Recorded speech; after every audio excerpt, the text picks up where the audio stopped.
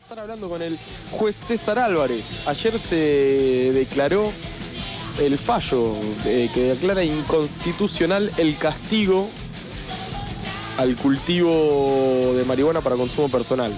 Vamos a estar hablando en exclusiva, primer medio y posiblemente único medio que esté hablando con una de las personas que declaró este fallo.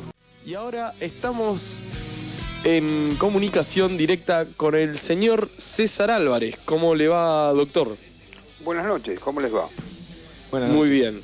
En esta semana, no sé bien qué día, precisamente se declaró inconstitucional la norma que castiga el cultivo de plantas de marihuana para consumo personal, ¿no? Así es, en realidad fue la semana pasada, solo que el fallo se dio a conocer esta semana, se dio publicidad en el Centro de Información Judicial el día de ayer, creo. El fallo es de la semana pasada.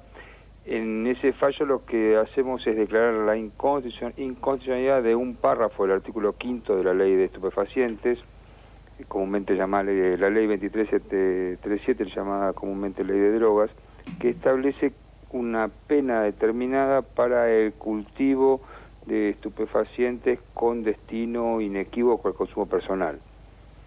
Esa es la norma que en el fallo hemos declarado inconstitucional. Muy bien.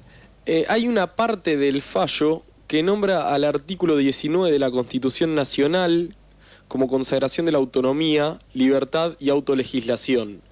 ¿Este punto es fundamental para la declaración de este fallo? Sí, sin dudas. En definitiva, el fallo no tendría sentido o sería un fallo infundado si no tuviésemos el artículo 19 de la Constitución Nacional. Si nosotros analizamos la Constitución Nacional, podríamos decir que hay un artículo que es, desde mi punto de vista, irreemplazable y absolutamente central, que es justamente este artículo 19.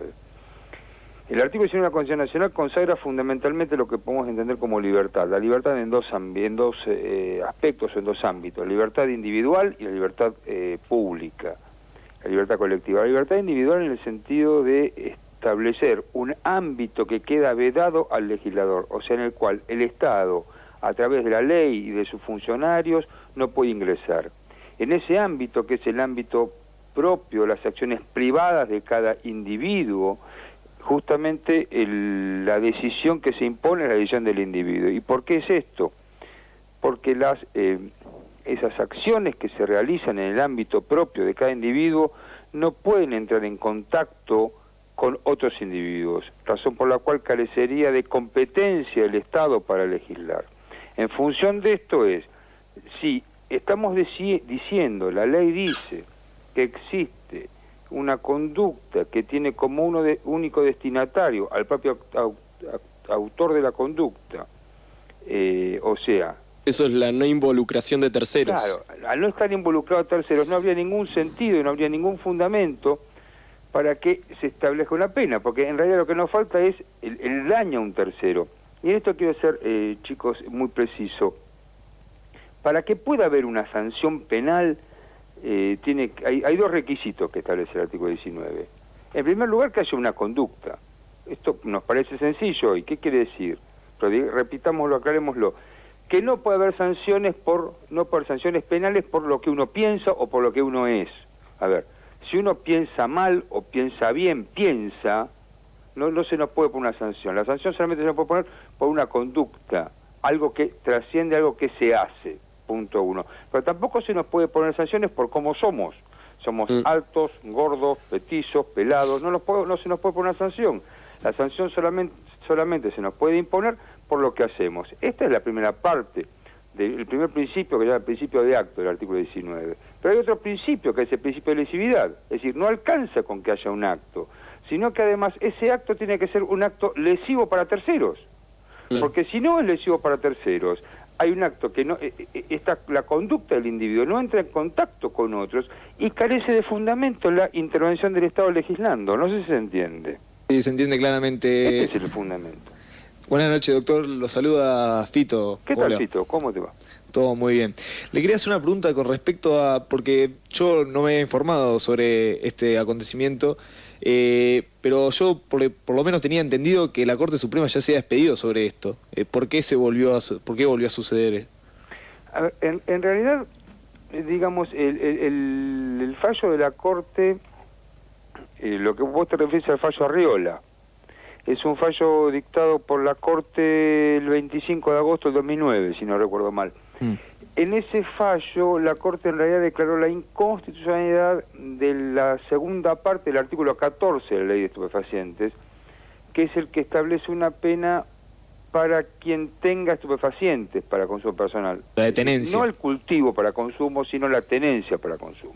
Y en este caso se declara inconstitucional El cultivo para consumo. el cultivo para consumo. Muy bien. En realidad, debo ser sincero, si ustedes leen, si a mí me tocó, tuve la oportunidad de intervenir en un caso en el que se trataba la tenencia para consumo personal, y los argumentos por los cuales en su momento declaré la inconstitucionalidad del artículo 14 segundo, o sea, de la tenencia para consumo, son básicamente los mismos. Ahora he hecho un análisis un poco más profundo, pero el eje central del argumento es similar al que realizo en este momento, por el cual declaro la inconstitucionalidad propongo la declaración de inconstitucionalidad del cultivo para consumo personal. En realidad el tema es, las normas dicen, ambas normas dicen, tanto la tenencia, el 14, como el cultivo, el penúltimo del quinto, hacen referencia a que estén destinados inequívocamente al consumo personal. Nosotros no podemos aceptar, con el texto del artículo 19 y con todo el desarrollo jurisprudencial y teórico y doctrinario que ha tenido el artículo 19 de nuestra Constitución Nacional, que se imponga una pena por una conducta, sea tenencia o sea consumo, cultivo, que esté inequívocamente destinada al consumo personal del autor. ¿Se comprende? Sí, se comprende. Este es el argumento. Todo lo demás, todo lo demás que uno pueda decir, también debemos ser muy cuidadosos en esto. Esto no implica hacer apología ni no apología de la utilización de ciertas sustancias. No es el tema, no es la función de los jueces, para nada, todo lo contrario. La función de los jueces es establecer los límites de la persecución penal, en este caso. No en función de actitudes que pueden significar o pueden aparecer como simpáticas o no simpáticas, sino básicamente respetando o haciendo respetar las garantías de protección al ámbito de privacidad. Respecto al tema del cultivo, ¿cuándo se determina qué cantidad es para consumo y cuál es determinada para venta o relacionada al crimen organizado, que es un tema muy debatido en este momento? A ver, en este sentido debo ser preciso. Yo no creo que la decisión o la diferenciación deba hacerse a partir de la cantidad, ¿sí? Es una cuestión de prueba. Es una cuestión de prueba y es en todo caso el Estado el que debe probar por otros elementos, diría no solo por la cantidad a priori, una cantidad establecida a priori, con esta redacción normativa, cuando estamos en presencia de consumo personal y cuando no estamos en presencia de consumo personal. Lo que debemos hacer, interpretando, hay una serie de elementos de interpretación jurídica, tal vez un poco, no digo complejos, sino largos para poder explicar aquí, pero que en definitiva hacen que el juez se deba interpretar en un contexto de razonabilidad los hechos que le toca juzgar, ¿sí? Sí. Y desde este punto de vista hay una serie de acontecimientos, de circunstancias, que rodean a los hechos que el juez debe ponderar.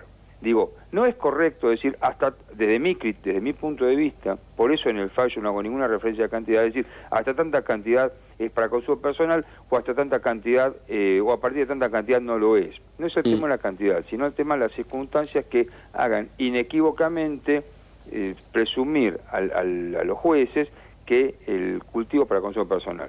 Obviamente, si ustedes me hablan de venta, de consumo, de venta, de tráfico, eso tiene que darse no solo a partir de la cantidad, sino, o no solo a partir de la cantidad de esto, lo que estimamos razonable, sino fundamentalmente a partir de otro tipo de actividades, como las actividades de comercialización, que es lo que el Estado, a través de la Fuerza de Seguridad, debe estar encargado de probar, ¿no?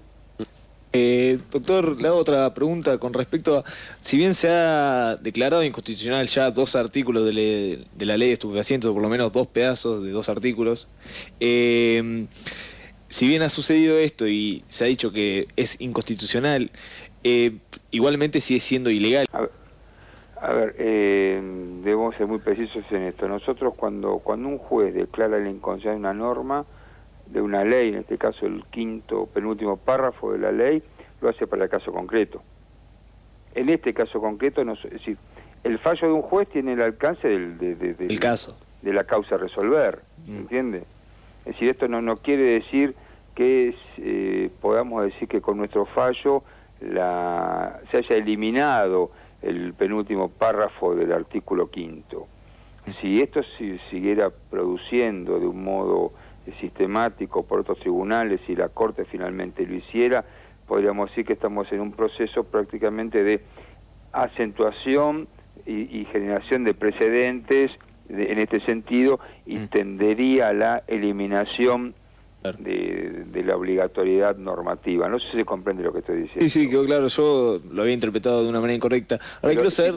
vos no podías decir que con este fallo mañana plantás y automáticamente es una conducta que no está, digamos, contemplada por una ley. Está contemplada por una ley que un tribunal ha declarado inconstitucional, en una posición que, desde mi punto de vista, considero que es adecuada y debiera ser, de acuerdo a mi criterio, sostenida por otros tribunales, si es que lo comparten. ¿Está? También por el poder político, digamos, ¿no? Se tendría que avanzar desde el plano político para cambiar estas cuestiones. Lo ideal es que las normas... que las normas sean elaboradas, lo ideal, no es lo ideal, lo que corresponde, es la función del legislador, del Congreso, no es función de los jueces sancionar leyes, es función del legislador sancionar leyes. Los jueces podemos marcar en un caso determinado donde nos parece que la ley no es compatible con la Constitución, ¿sí? Pero no somos los encargados de decir qué política legislativa debe desarrollarse. Claro, con la perspectiva de las leyes de estupefacientes y todo este debate que se está armando en la Argentina desde hace rato, ¿cuál es el próximo paso que seguramente tenga que afrontar la justicia, las cámaras federales y la Corte Suprema? A ver, los pasos que tenemos que dar, yo diría... Viendo con lo que pueden ser futuros proyectos de ley... En ese aspecto. Sí, respecto a los proyectos de ley, ha habido la discusión de la reforma a la ley de drogas, la ley de estupefacientes que se está haciendo en el Congreso, que ahora parecía estar un poco parada, pero que se ha discutido mucho este año, posiblemente se vuelva a discutir el año que viene. Pueden intervenir jueces en tanto juristas, en la medida que son consultados por los legisladores, ¿sí? Pero los jueces no tenemos una tarea concreta a desarrollar en la reforma